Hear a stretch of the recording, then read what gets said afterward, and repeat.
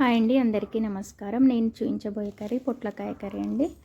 దానికి కావాల్సిన పదార్థాలు వచ్చేసి ఆవిరిలో ఉడకబెట్టుకున్నటువంటి పొట్లకాయలు, పాలు, పసుపు, అల్లం పేస్టు, నువ్వుల పొడి, కొత్తిమీర, కరివేపాకు.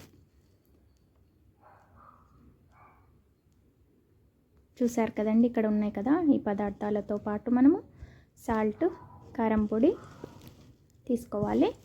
ఇంతండి దీనికి కావాల్సిన పదార్థాలు. ఒక ప్యాన్ పెట్టేసుకొని ఆయిల్ వేడెక్కిన తర్వాత ఆనియన్స్, అల్లం పేస్టు, పసుపు, కరివేపాకు, కొత్తిమీర వేసి కర్రీ మొత్తం సిమ్లోనే చేసుకోవాలి.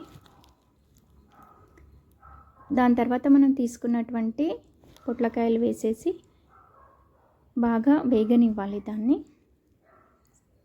కర్రీ మొత్తం సిమ్లోనే పెట్టుకుంటున్నాం కాబట్టి మంచిగా కుక్ అవుతుంది, టేస్ట్గా కూడా ఉంటుంది. దాని తర్వాత మూత పెట్టేసుకోవాలి. దాని తర్వాత తగినంత కారం, ఉప్పు వేసి కలుపుకోవాలి. ఎక్కువ కూడా కలపకూడదండి. దాని తర్వాత మనం నువ్వుల పొడి, తగినన్ని పాలు పోసేసుకొని కలిపి పెట్టేసుకోవాలి. కర్రీ అనేది చాలా టేస్ట్గా ఉంటుంది.